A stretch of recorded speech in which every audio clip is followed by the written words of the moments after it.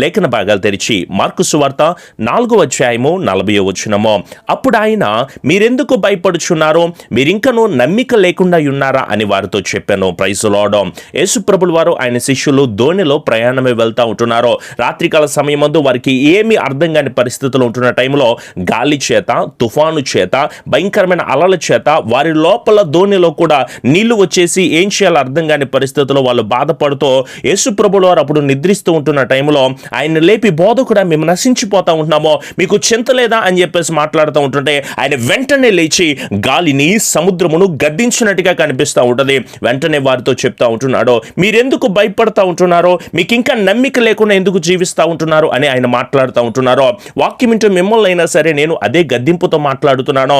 దేవుడు మన పట్ల అనేకమైన అద్భుతాలు జరిగిస్తూ ఉంటున్నాడో, మనము క్రీస్తుని అంగీకరించామో, క్రీస్తు నడవడికను మనం కలిగి ఉంటున్నామో, ఆయనలో మనం జీవిస్తూ ఉంటున్నామో, ఆయనతో మనం మాట్లాడుతూ ఉంటున్నామో, ఆయనను మనం కలిగి ఉన్నామో. క్రీస్తునందు ఉన్నవాడు నూతన సృష్టి అని, పాతవి గతించిపోతున్నాయి, సమస్తము కొత్తవవుతున్నాయి అని తెలియజేస్తూ ఉంటున్నా సరే, ఎన్నిసార్లు వాక్యము ద్వారా మాట్లాడుతున్నాం, ఎన్ని విషయాల ద్వారా వాక్యము ద్వారా గద్దిస్తూ ఉంటున్నా సరే, ఎన్ని మాటల ద్వారా దేవుడు మనల్ని దర్శిస్తూ ఉంటున్నా సరే, మనకు చింత పడుతూనే ఉంటున్నామో, మనమందరం బాధపడుతూనే ఉంటున్నాం, వేదన పడుతూనే ఉంటున్నామో. మీరెందుకు భయపడతా ఉంటున్నారు? ఏ సమస్యను బట్టి భయపడుతున్నారో? లెక్కలేని ఆపదలు మన మీదకి వచ్చినా, ఎలాంటి భయంకరమైన సమస్యలు మా మీదకి వచ్చినా సరే, మనల్ని రక్షించేది గొప్ప దేవుడే కదా. మనకు కలిగి ఉంటున్న భయములన్నిటిలో నుంచి కూడా మనల్ని తప్పించి విడిపించేది దేవాది దేవుడే అని తెలుసుకుంటున్నప్పుడు మీరు శిష్యుల్లాగానే ఎందుకు భయపడిపోతూ ఉంటున్నారు? మన దేవుడు భయములన్నిటి నుంచి పూర్తి విడుదల కలుగు చేయగలిగిన సమర్థత కలిగిన దేవుడో.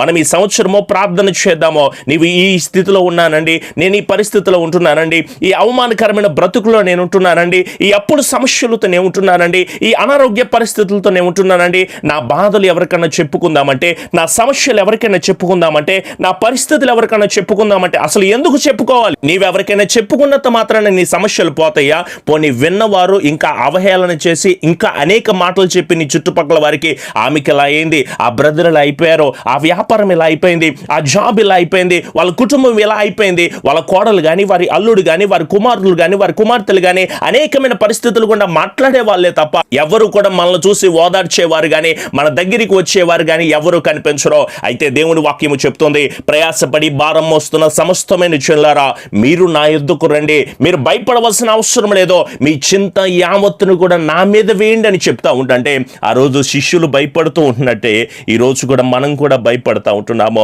గత జీవితంలో దేవుడు అనేకమైన అద్భుతాలు చేశాడు కదండి, అనేకమైన ఆశ్చర్య కార్యాలు చేశాడు కదా, అనేకముగా మనల్ని నడిపిస్తూ ఉంటున్నాడు కదా.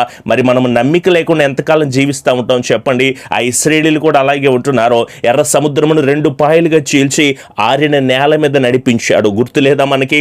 ఆకాశం నుంచి మన్నాను కురిపించి ఇశ్రాయేలీయులను పోషించాడు కదా, బండ నుంచి నీళ్లను పుట్టించి ఇశ్రాయేలీయుల దప్పిక తీర్చాడు కదా, స్తుతుల మీద ఆసీనుడై ఉన్న దేవునికి వాళ్ళు ఆరాధన చేస్తూ ఉంటే ఎరికో కోట గోడల సైతము కూల్చాడు కదా. నోవాహును జలప్రళయం నుంచి తప్పించలేదా? బానిసగా అమ్మబడిన యోసేపుని హెచ్చించి ఆ దేశపు ప్రధానిగా మార్చలేదా? యెహోషువ ప్రార్థన చేస్తూ ఉన్నట్టే ఈరోజు నీవు నేను కలిసి ప్రార్థన చేస్తూ ఉన్నట్టే ప్రతి ఒక్క బానిస సంఖ్యల నుంచి మీరు పూర్తి విడుదల పొందుకొని నా దేవుడు మాట్లాడుతున్న శ్రేష్టమైన మాట వైపు గనక మీరు తిరిగి ఉంటే ఎందుకు నమ్మిక లేకుండా ఉంటున్నారో? మీ పట్ల ఎన్ని అద్భుతాలు జరిగించలేదో, నువ్వు మరణపై పరిస్థితుల్లో ఉంటే లేవనెత్తలేదా? నీవు సమస్యల్లో ఉండి ఆయనకు మొర్ర పెట్టుకుంటే నీకు సమాధానం ఇవ్వలేదా? ఎందుకు కృతజ్ఞత లేని వారిగా జీవిస్తారో? ఎందుకు దేవుడు మీ పట్ల చేసిన అనేకమైన అద్భుతాలను మరిచి జీవించే వారిగా ఉంటారో? ఈ క్షణం నుంచైనా సరే దేవుడు మన పట్ల చేయబోతున్న కార్యాల కోసం మనం ఎదురు చూసే బిడ్డలుగా ఉందామో. నీ శ్రమ, నీ ఉద్యోగ సమస్య, నీ గర్భఫల సమస్య, అందరూ ఉన్న అనాథగా బ్రతుకుతున్నాననే ప్రతి ఒక్క సమస్య నుంచి కూడా నా యేసయ్య విడుదల కలుగు చేస్తాడు. ఎందుకంటే ఆయన ఒక్కడు మాత్రమే విడుదల కలుగు చేయగలిగిన సమర్థత కలిగిన దేవుడు. నేల మీద నుంచి దరిద్రులు లేవనెత్తేది ఆయనే. నలిగిపోయిన, కృంగిపోయిన జీవితాలను జీవిస్తూ ఉంటున్నావు. పాస్టర్ గారు, ఎన్ని శ్రమలో, ఎన్ని ఇబ్బందులు, ఒక సమస్య పోతే ఇంకొక సమస్య, ఒక వేదన పోతే ఇంకొక వేదన, ఒక బాధ పోతే ఇంకొక బాధతో అని బాధపడుతూ ఉంటున్నారు కదా. బాధింపబడు వారి పక్షాన వ్యాజ్యమాడువాడు ఆయనే. బలము కలిగిన వారి చేతుల్లో నుంచి, భయంకరమైన పరిస్థితుల్లోంచి దీనులను విడిపించేవాడు ఆయనే. బేదలను కటాక్షించేది ఆయనే. శ్రమ పడుతున్న వారిని రక్షించేది ఆయనే. దారిద్ర్యంలో ఎలాంటి దీనమైన పరిస్థితుల్లోనే ఉన్నా సరే నీకు న్యాయము తీర్చేవాడు ఆయనే. మీరేమి దిగులు పడాల్సిన అవసరం లేదో. తండ్రి లేరు పాస్టర్ గారు అని చెప్పేసి అంటున్నారు, పేదవాళ్ళుగా రోగ శయ్య మీద పడుకున్నామంటున్నారు, విధవరాండ్రుగా మేము ఉంటున్నామంటున్నారు. తండ్రి లేని వారికి సహాయకుడిగా ఉండేవాడు, దిక్కులేని దరిద్రులకు ప్రార్థన నిరాకరింపక ఆ ప్రార్థన ఆలకించువాడు ఆయనే. పాస్టర్ గారు మాకు వివాహాలు లేవండి అని బాధపడుతున్నారేమో, ఏకాంగులను సంసారులుగా చేయువాడు ఆయనే. ఆయనను బట్టి నేను అతిశయపడతా ఉంటున్నాను. మనకున్న స్థితిని బట్టి, మనకున్న డబ్బు, మనకున్న కులము, ఆస్తి, సిరి సంపదలు బట్టి కాదు నాన్న మనం గర్వపడాల్సింది. మనకు కలిగి ఉన్న సర్వోన్నతుడైన దేవాది దేవుని నామాన్ని బట్టి మనం అతిశయపడే వారిగా ఉందాము. ఈ రోజు నుంచి మీరు ఎవ్వరు కూడా దుఃఖపడాల్సిన అవసరం లేదు. మనుషులు ఎవ్వరు కూడా మనల్ని ఆదరించలేరు, మనుషులు ఎవరు కూడా మనకు సహాయాన్ని దయచేయలేరు. భయపడొద్దు అని మనుషులు ఎవరు కూడా చెప్పలేరు. కానీ నా యేసయ్య చెబుతున్న మాట, మీరు ఈ క్షణం నుంచి భయపడవలసిన అవసరం లేదు. మీకు నమ్మిక కలిగి జీవించండి, భయపడుతో దేవునికి భయపడండి. కానీ ఈ లోక సంబంధమైన ఏ విషయాల పట్ల కూడా మీరు భయపడొద్దు. నా దేవుడే సంరక్షించేది, నా దేవుడే విడుదల కలుగు చేసేది, ఆయనే ఆశీర్వాదం ఇస్తాడు నాన్న, దానిలో సందేహం లేదు. మరి ఆయన అడుగుదామా, ప్రభువా నన్ను ఆశీర్వదించువా, ప్రభువా నన్ను దీవించువా, ప్రభువా నీ సన్నిధిలో నేను నిలబడ్డాను నాయన అంటూ మీ దగ్గర ఆయిల్స్ ఉంటే తప్పకుండా తీసుకోండి, అలాగే వాటర్ ఉన్నా కూడా తీసుకోండి. వాటిని పట్టుకుని మనమందరం కూడా ప్రార్థన చేద్దాము. వాటర్లో శక్తి లేదు, కానీ ఆయిల్లో కూడా శక్తి లేదు, కానీ నేను ప్రకటిస్తున్నా, ప్రార్థన చేస్తున్నా, దేవాది దేవునిలో శక్తి ఉన్నది గనక ఆయన వైపు మీ రెండు హస్తాలు చాచి ప్రార్థన చేస్తూ, ప్రభువా ఈరోజు నాతో మాట్లాడినందుకు స్తోత్రములో, ఇప్పుడు దాకా నేను భయపడుతూ జీవిస్తున్నాను ప్రభువా, నా పాపాలన్నిటినీ నీ సన్నిధిలో ఒప్పుకున్నాము. గడిచిన కాలమంతా తోడై ఉన్న దేవుడు కదా, ఎన్ని అపాయాల నుంచి తప్పించాడు నాన్న. బ్రదర్స్ సిస్టర్స్, ఎన్ని అపాయాల నుంచి, తల్లి చెల్లి తమ్ముడో, మనల్ని అనేక ఇబ్బందుల నుంచి తప్పించిన దేవుడో ఇప్పుడు కూడా మనకు తోడై ఉన్నాడో. ఆయన మనల్ని విడిచిపెట్టడో, ఆయన మనల్ని వదిలిపెట్టడో. ఈ మాట నాకు ఎంత ఆనందాన్ని కలుగు చేస్తుందో. నేను వదిలిపెట్టేసిన, నేను విడిచిపెట్టేసిన, నాకున్న జాబ్ను బట్టి, నాకున్న వ్యాపారాన్ని బట్టి, నాకున్న పరిస్థితులు బట్టి నేను దేవుని వదిలిపెట్టినా సరే ఆయన నన్ను ఎన్నడూ కూడా వదిలిపెట్టని దేవుడో, విడిచిపెట్టని దేవుడో. ఈ కరోనా సమయంలో కూడా దేశ విదేశాల్లో ఉంటున్న బిడ్డలందరినీ, మన ఆత్మీయమైన కుటుంబాలన్నింటినీ, ఇక్కడ వాక్యం వింటున్న, అలాగే లైవ్ ఆరాధనలో వాక్యం వింటున్న ప్రతి ఒక్కరిని కూడా దేవుడు తన సంరక్షించి, నడిపించి, స్థిరపరిచి, కృపదయ చేస్తున్న విధానాన్ని బట్టి దేవాది దేవునికి మహిమ కలుగును గాక. ఆయన స్తుతిస్తూ మనం ప్రార్థన చేద్దాం, ఆయన మహిమపరుస్తూ మనం అందరం ప్రార్థన చేద్దాం. స్తుతి, మహిమ, ఘనత కేవలము దేవాది దేవునికే చెల్లును గాక. ఆమెన్. కృపాసత్య సంపూర్ణుడా, మా గొప్ప దేవా, మీ ఘనమైన కృప కలిగిన శ్రేష్టమైన మీ అద్భుతకరమైన మాటను బట్టి మీకు వందనములు తండ్రి. ఆనాడు శిష్యులు భయపడిపోతూ ఉంటుంటే మీరు మాట్లాడిన మాట, భయపడొద్దు, నమ్మిక కలిగి ఉండి. ఎందుకు మీకు నమ్మిక లేదని మీరు మాట్లాడారు ప్రభువా.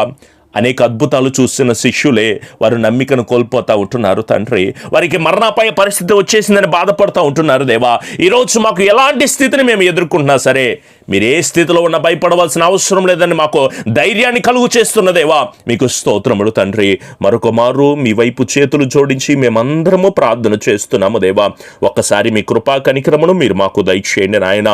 ఉదయకాలపు లైవ్ ఆరాధనలో, రాత్రికాలపు లైవ్ ఆరాధనలో, అలాగే అనుదిన వాగ్దానంలో మీరు మాతో మాట్లాడుతున్నందుకు మీకు స్తోత్రములు నాయన.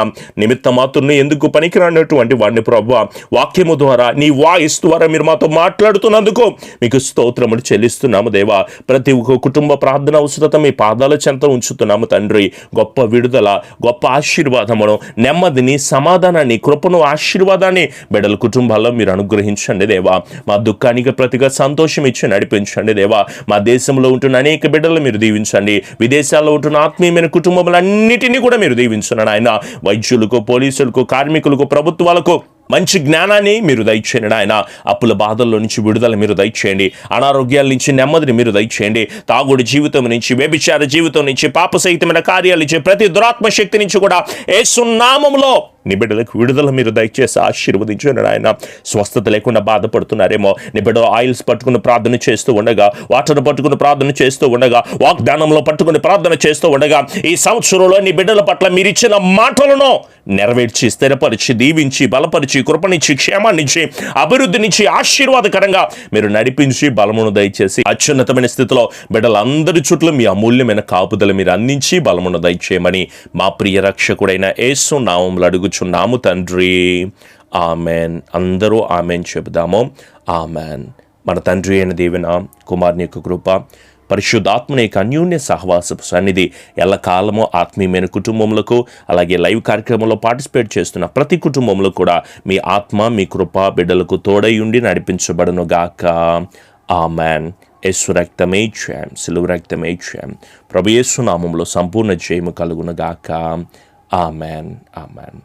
మీ ప్రార్థన అవసరతలు మాకు తెలియచేయండి. తప్పకుండా వాటన్నిటి విషయమే ఎల్లప్పుడూ కూడా ప్రార్థన చేసేవారిగా ఉంటాము.